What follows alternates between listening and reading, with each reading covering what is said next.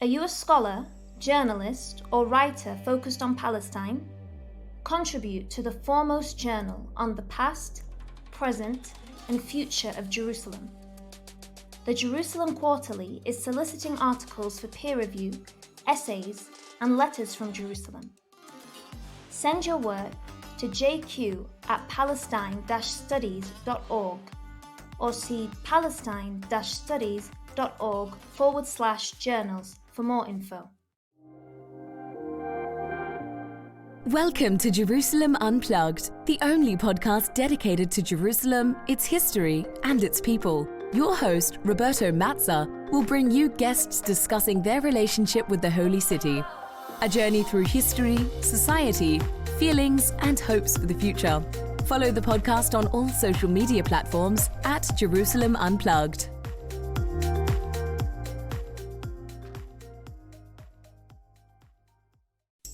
Welcome to Jerusalem Unplugged, the podcast dedicated to Jerusalem, its history, and its people.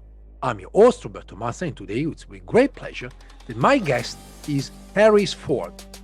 Harris is currently a PhD student at the University of Saskatchewan, so up northern Canada in Saskatoon, and is the author of a brilliant MA master thesis work, which is also available online, and we'll post the link later on, certainly on the page of the podcast. And also is the author of an article that will be published by the Jerusalem Quarterly in the coming months. With Harris, we're going to talk about a topic which we never really discussed too much here on the podcast. We're going to talk about sort of the international dimension of Jerusalem in the years between 1947 and the end of the war. And so we're going to talk about the role of the United Nations and the question of borders and the so-called Jerusalem question. But first of all, Harris, welcome. Thank you, Dr. Mazza, and thank you for having me on the podcast. Very glad to be here. Now, Harris, first of all, can you tell us a little bit about your background and why did you choose to work on Jerusalem for your MA project? And without any spoiler, you're not necessarily no longer working on Jerusalem for your PhD, but I'm curious also to know why did you change subject? Absolutely. So I was raised on a farm in rural Canada, in Saskatchewan, and had always had an interest in the Middle East, in the Mashriq. For whatever reason, that area of the world just always spoke to me.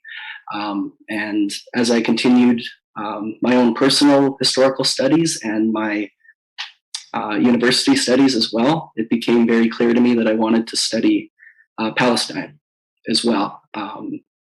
And through some upper level history seminars in my undergrad, just really wanted to look at Jerusalem as well, especially right after the Nakba, and to figure out why the United Nations was so adamant on making Jerusalem a part of its, or get it under its control. So just kind of naturally through interests and by taking classes and learning more, came to study Jerusalem. It's a bit of a rough path getting from a farm in Saskatchewan to studying Jerusalem, and I'm definitely a sojourner as well in Palestinian studies and in Mashriq studies as well. But yeah, that's basically how I got to write a thesis and spend 2 years writing about the city. Now you're working on something very different, which might surprise many. But given the fact that Jerusalem is such a complicated case study, I'm not also surprised by the fact that you chose to work on something, let's say, not far away, because you're still focusing on the Mashriq. So sort of you're taking the larger region, but you decided to stay away. Was that such an intimidating topic, working on Jerusalem? It was a lot of fun working on Jerusalem in a lot of ways, just because of not only is the city itself very interesting, but then you get to grapple with this Western imagination and mythos that has come about Jerusalem as well, kind of within a Edward Said Orientalist idea of a creation of Jerusalem and being able to work with that, which is also why I used the United Nations as the primary archival sources for this project, was because of that. And my PhD studies still focus on the United Nations, specifically UNESCO, just broadening it out a little bit more, not because Jerusalem was so intimidating, just as I feel like I was able to tell that story, and I'm a very curious person. I have many interests, and seeing how the Meshrik interacts with different regions of the world at different times as well, is what I'll be looking at moving forward here. So the title of your thesis is Only Pleasing Themselves, the United Nations Internationalization of Jerusalem, 1947-1954. Can you tell us a little bit more about the internationalization plan? What was that? What exactly the United Nations were thinking about? Absolutely. So internationalization itself is a pretty jargony word in a lot of ways. It's a lot of syllables, and it basically just means control. But also this idea of making Jerusalem an international city outside of the sovereignty of Palestinians, of Zionists, Israelis, and outside of any broader Arab governments, specifically Hashemite Jordan. And this idea came about kind of slowly, starting initially with right after Ottoman capitulation, or even before, in 1918. We see references to something known as a special international regime, and a permanent international regime for Jerusalem as well. Sykes-Picot mentions this very briefly. There's mention of protection as well in the Hussein McMahon correspondence. It's referenced in 1920 in San Remo, Italy, in a conference there, as well as in the formation of the British Mandate over Palestine as well in 1922. So we see this slowly coming, and what the United Nations ended up doing was inheriting this lineage of slow building special status for Jerusalem, and the UN was really the one that ran with this idea in a whole new way, and writing resolutions, writing draft statutes, having commissions, all of these things in a more official way to try to make Jerusalem this city that was basically cookie cuttered out of the partition plan as well. So the Palestinian area, the Israeli area, and then this special international regime, which was just kind of meant to be lifted in an odd way, in a way that it never really had too much of a precedent either. Lifted outside of the sovereignties of any of the local nations around, and put into the control of. There are many iterations of how this control was going to look, but essentially out of the control and into the control of the General Assembly of the newly formed United Nations as well. I want to talk to you about and ask about, there's resolution 181, 194. But you mentioned something, and so I really want to ask a question I thought to ask you later. Do you believe the United Nations really wanted to rule Jerusalem somehow? And how that would have happened? I don't think they wanted to rule Jerusalem so much as they felt the need to rule Jerusalem. I don't think, just looking at the way that there were correspondences in the archives, the people who are on the ground and in like Success, New York, at UN headquarters, kind of saw this as a responsibility in a lot of ways. And especially with the League of Nations folding and the United Nations coming in, this was an opportunity to really show the international clout of the new organization as well.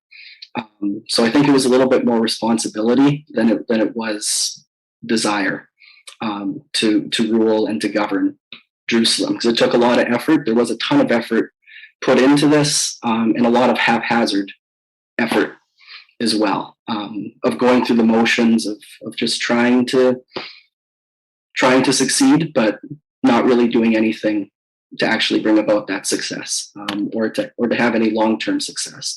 Because really the only thing that the United Nations did was write a whole bunch of resolutions saying that Jerusalem was in their control, which understandably were quickly ignored and called out by local leaders in Palestine, who either wanted control of Jerusalem themselves or just saw this as an infringement of sovereignty and opening up a whole can of worms about future territorial questions.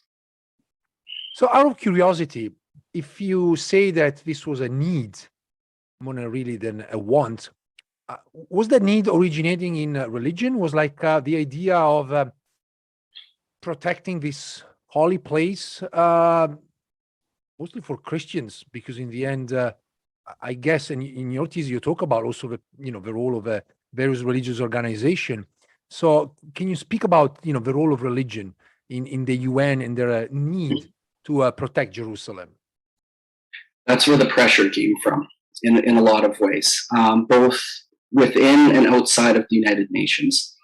So a lot of the member nations in the General Assembly, the biggest push came from specifically Catholic nations. There was also a ton of letters received, both during UNSCOP, the Special Commission on Palestine, and then also through the work of the Palestine Conciliation Commission, the PCC, which is the one that I focused on in my thesis. There were letters sent by different patriarchs from different denominations, mostly in the Western world, a lot from the United States, a lot from the United Kingdom. And there were also 2 papal encyclicals that Pope Pius XII offered as well, saying that these holy places need to be protected. Then there's also this idea that this fear and concept that is not correct, because you can go through Ottoman history and see how Muslim governments had protected these places. But this idea that the only true protection could come from Christianity. I think the United Nations made an error in being too strong on the religious side and thinking that religion was the primary marker of difference in the region when there was a lot of coexistence. Osama Makdizi and Michelle Compost have very, very good publications on this. If you're interested in looking at more of how religion has been drummed up a little bit more in Jerusalem. But I think that was the easy target and the easy way to gain sympathy for this internationalization cause, was by looking at religion, and that really wasn't the biggest issue for Palestinians, for Arabs, or for Zionists.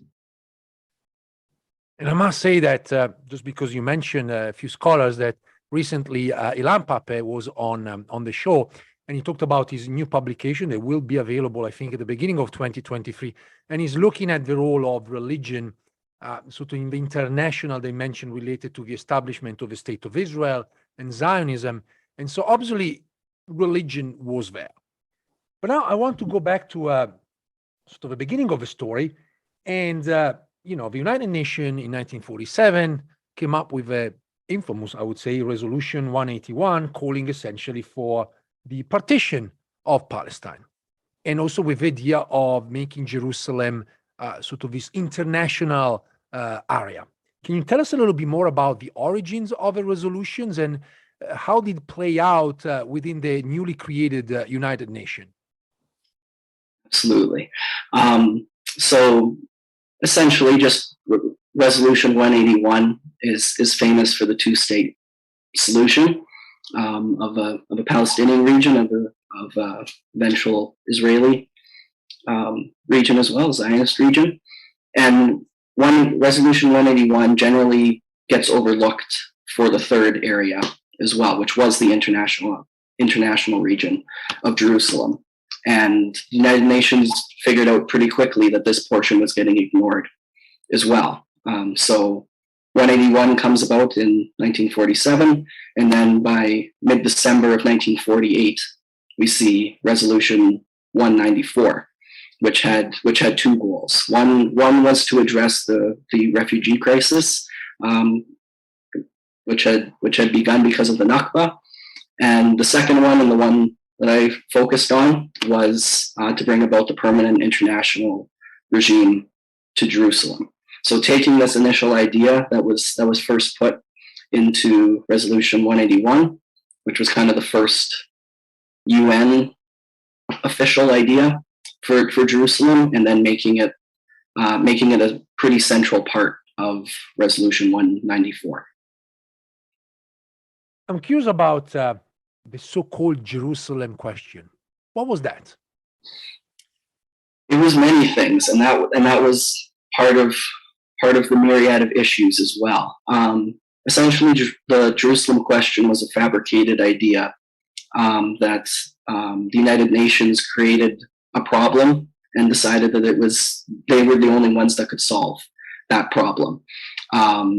Jerusalem obviously was substantial, was a big portion of what this Palestine partition was going to be. Not denying that Jerusalem was a massive part of the League of Nations mandate as well. But this idea of the Jerusalem question really elevated the mythos of the city and put the United Nations in a place where only it could solve its created problem. And the framing it of a problem as well gives this idea that peace is an event rather than a process as well. And one of the things I've been adamant about from the outset and continue to be is that one of the major follies of the United Nations was attempting to make the Palestinian-Israeli peace process into a peace event as well. And by honing in on Jerusalem, by focusing in on one urban center, one city, and trying to make that the big portion, as well as seeing that as the big sticking point, was really trying to uncomplicate a very complicated issue as well. I wonder about your judgment. I mean, do you think there was like a degree of let me rephrase it. Do you think there was like, I mean, it sounds like very naive what they were trying to do. I mean, I was wondering, you looked at all of the records, and so how did you find all of this material in terms of like, did they really believe they could achieve that? Or were there like people suggesting, well, this is an idea, but really it's not going to be a workable solution? Off the start, people believed that this could happen, at least in correspondences between. I didn't look at any like personal letters from that time. There were a few like biographies written a few decades after that looked in retrospect that this was maybe not the greatest idea or not the most feasible as well. But at the time, and especially in 48, 49, which was at the height of this work, it was believed that this was possible. Otherwise, I don't think there would have been so many conferences, so many discussions, so many people hired and placed into the region to make this happen. I don't think there was a naivety either so much. It's just there was a dream in a lot of ways, and this idea that it could happen, and if it would happen, that would be wonderful. But it became evident pretty quickly that there was not going to be local support for this as well. Right from the initial conference, it was very easy to tell that there's going to be too many sticking points, and nobody was going to, no Palestinian, Arab, or Israeli political figures were going to want to give up the kind of sovereignty that the United Nations was asking for as well. So then it became an idea of not so much making peace between Palestinians, Arabs, and Zionists, but having those groups come to a peaceful agreement with the United Nations mandate became the order of the day pretty quickly. Given the fact that you really talk about the fact that there were a number of people that believed in this project, can you tell us a little bit more about how the UN practically envision a Jerusalem under UN rule in terms of institution, borders, and also in terms of relations with Palestinians and, well, Zionists and then later Israelis? How did this project work, really? So that went through many iterations as well. The first idea, and the one that the article in Jerusalem Quarterly will be discussing, is something called the Special Municipal Commissioner, which again is very jargony and makes little sense. But that was basically a mayor or a quasi-mayor for Jerusalem that took all directions, all orders through the General Assembly. So this idea that the United Nations had somebody on the ground to govern, to mediate. Mediation was a huge part of this. The person who was settled upon, his name was Harold Evans, and he was a Quaker. And a big reason for choosing a Quaker was neutrality as well. So that was one of them. That was the first one that they pursued, and that just did not work at all. Evans he was in Jerusalem for about 3 hours, and that's it, because of non-pacifism and the war that had broken out right after the Nakba. So he was never able to really be in Jerusalem and resigned his post as well.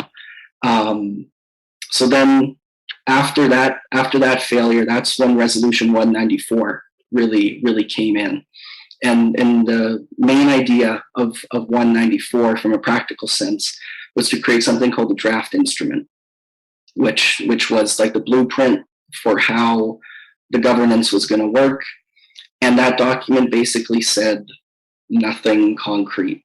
Nothing really came through that too much, and it was very, very quickly denied by the Israeli government, by Arab governments.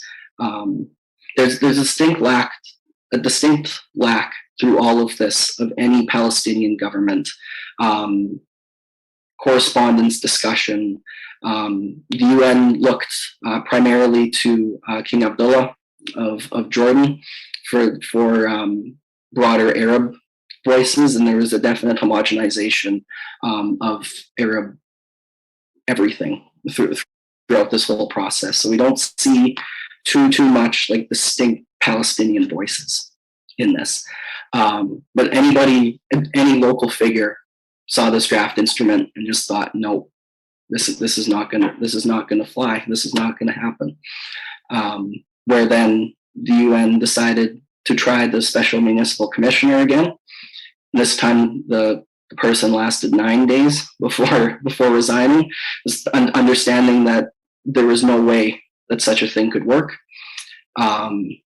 After that, there was another resolution that came in, which established Jerusalem under the Trusteeship Council, which was essentially the United Nations reformation of the mandate system that was in the League of Nations. And in a common theme, this also went over very poorly with all local governments and never got off the ground. There was another draft statute written that just basically tried to will this idea of a special international regime on, but it was mostly just writing resolutions, passing things through the General Assembly floor, and hoping that something stuck in a lot of ways. There wasn't like a real strong foundational government structure outside of the Special Municipal Commissioner idea.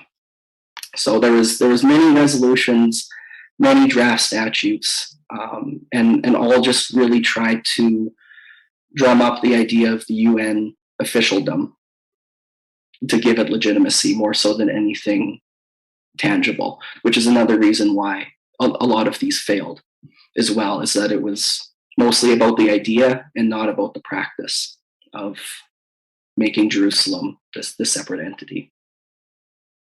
Was there any discussion about the borders? I mean, if you look at a map of Jerusalem, how Jerusalem would have looked like in terms of its size and shape, under a UN administration? Yes, that was brought up a fair number of times and was one of the big talking points of local governments as well. Ben Gurion was very adamant that what the UN was only interested in was the holy sites, so it was more discussed more of how the UN could protect these sites more so than a whole city or a whole region. What the UN wanted was like a roughly about a 30-mile radius around the circumference of Jerusalem as well, to incorporate more area, to have a bit more of a buffer zone as well. So there were discussions of borders. A lot of the Jerusalem talk, though, just got shut down very quickly, and it never got into the depth where like the real intricate discussions of borders came into play all that much. It was mostly just a discussion of, do you mean the city or the holy sites? And then the UN was kind of saying, no, we mean the whole city and even more of the surrounding area as well, which, yeah.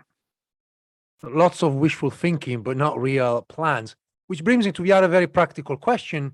I mean, if you want to have a separate entity, I guess there must have been discussion about the financial situation of a city, who would have paid for the city and how the city would have survived.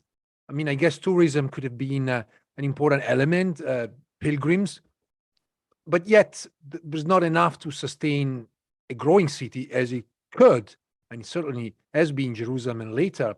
So what was the talk about the finance? Who should have paid for this UN administered Jerusalem?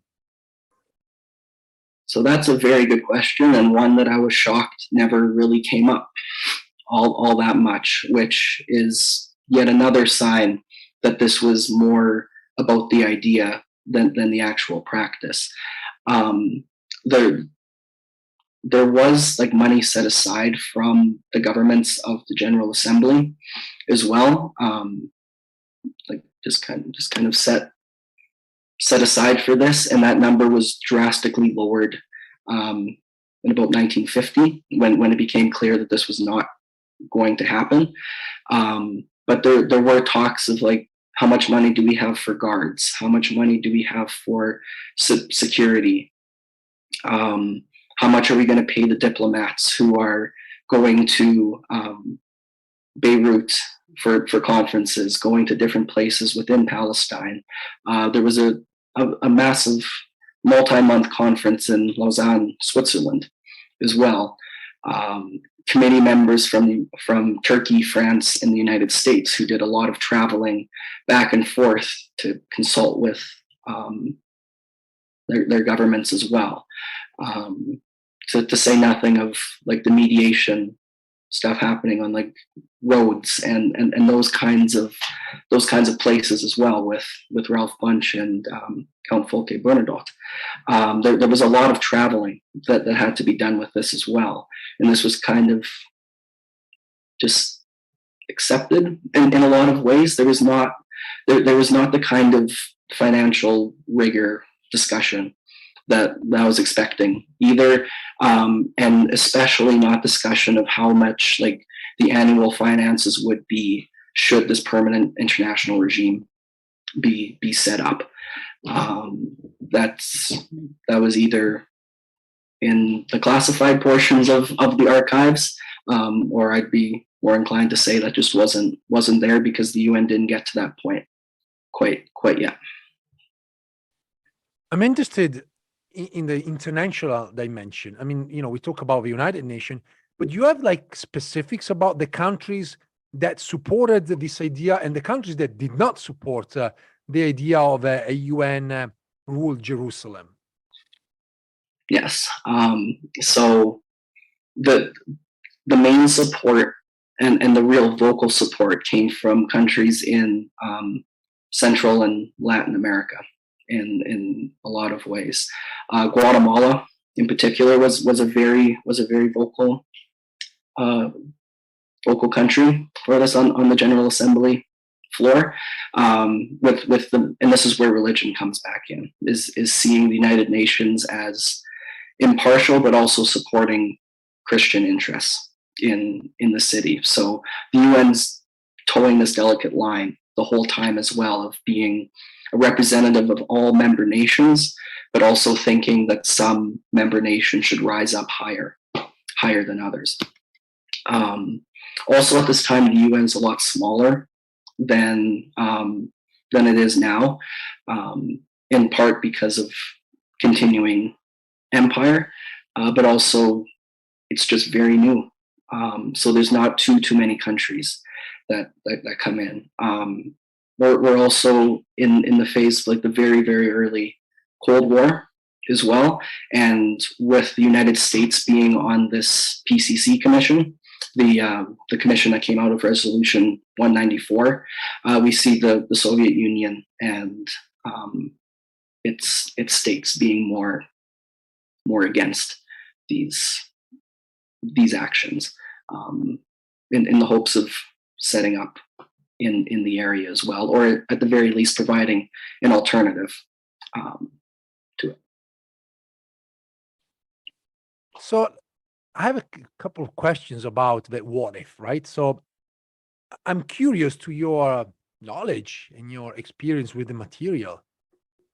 Could have this plan have worked, or was it really doomed from the very beginning?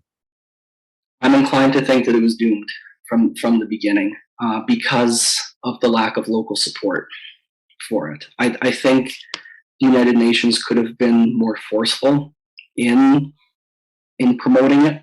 They were also towing a very delicate space as well, of being comprised primarily of imperial nations under an anti-imperial banner. So this idea of pushing stuff too much became unsavory pretty quickly for international optics as well of this new organization.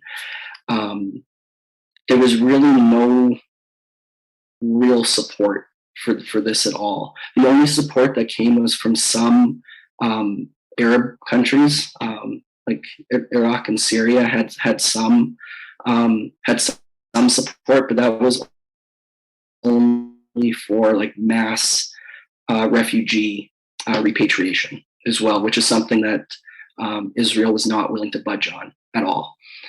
So any of the conferences, any of the discussions reached a pretty quick stalemate, because Arabs, generally speaking, wanted to talk about refugees, and Israelis wanted to discuss territorial issues, and neither would discuss the other without theirs being addressed.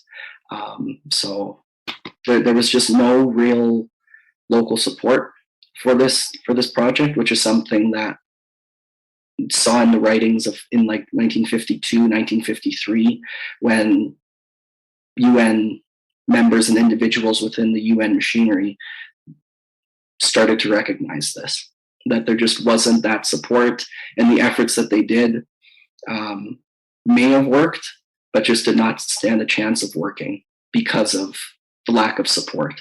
And the UN really did not listen to the concerns raised about Jerusalem, about the control of Jerusalem, that were posited.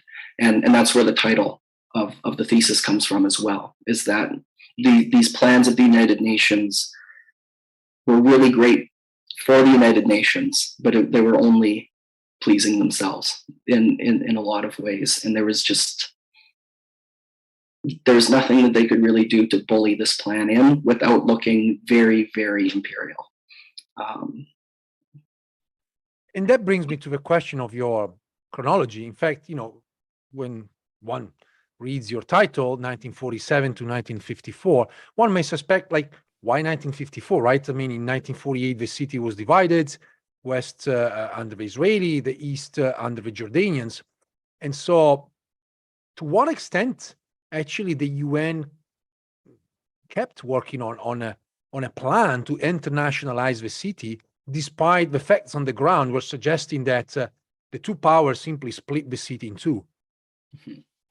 So the continuation into 1954 was mostly to understand how opinions had changed in a more local context. So as Israelis gained more and more territory, and as the settler colonialism continued in Palestine, Arab countries started looking a lot more to United Nations to stop that expansion. And there were references made to UN efforts to internationalize Jerusalem as a way of saying, look, you guys had territorial interests like 5 years ago. Let's try to revisit this a little bit. So there was lots of letters sent by and jointly signed by governments of 6, 8, 10 Arab states, just really petitioning the United Nations to do something about Israeli settlements in Palestine. So that was mostly the reason.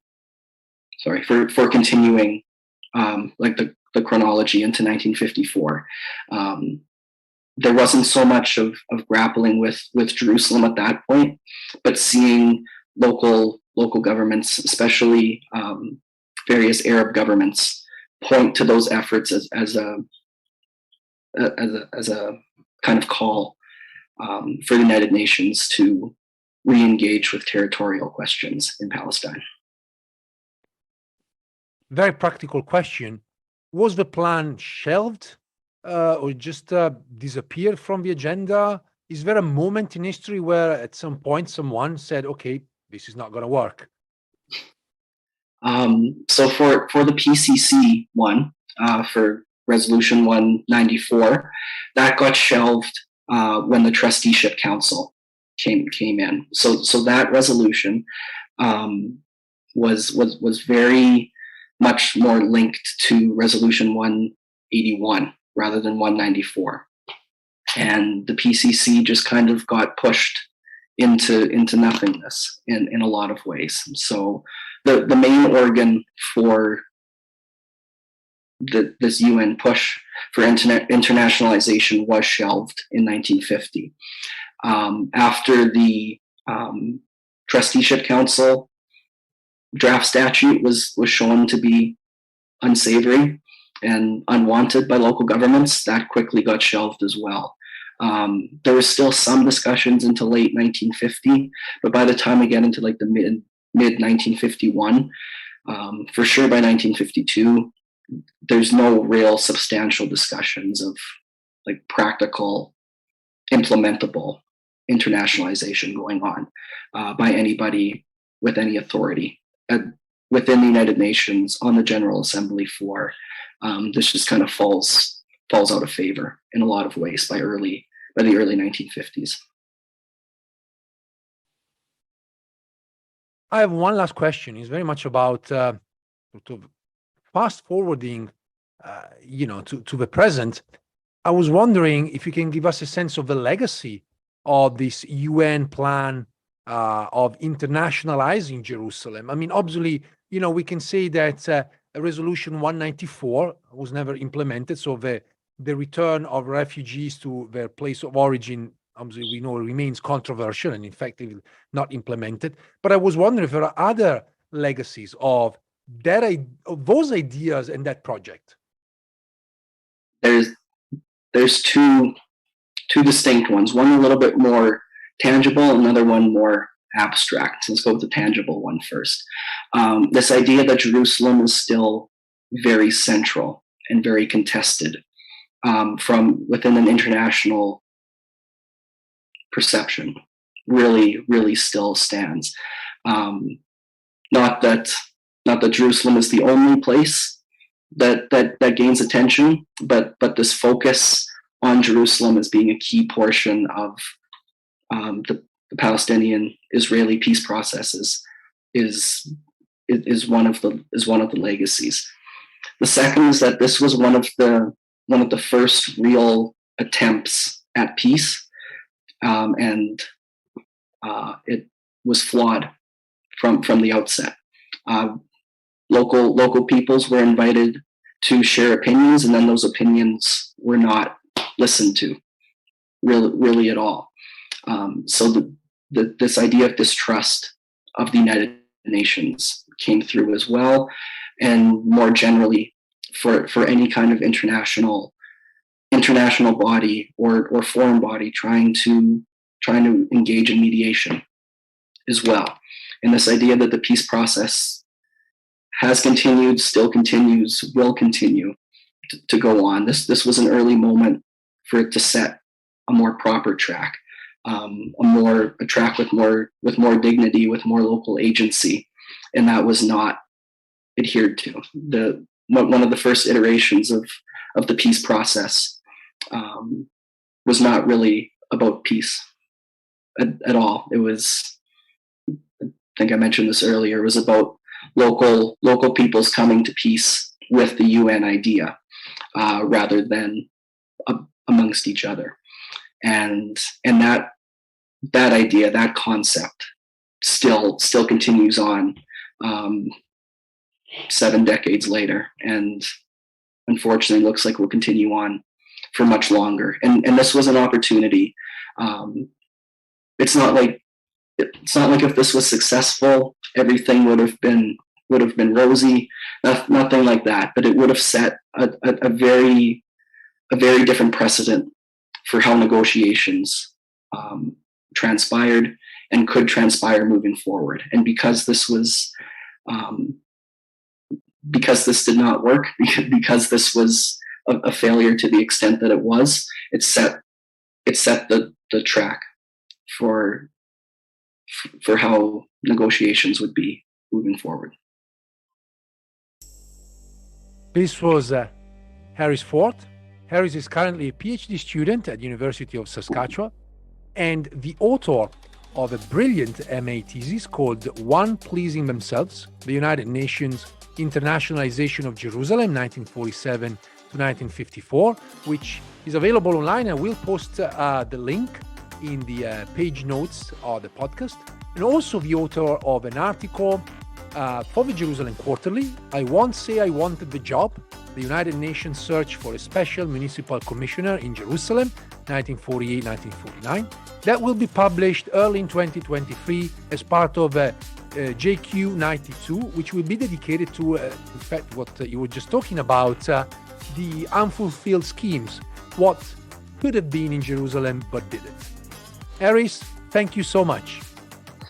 Thank you very much for having me on, and for everybody for listening as well.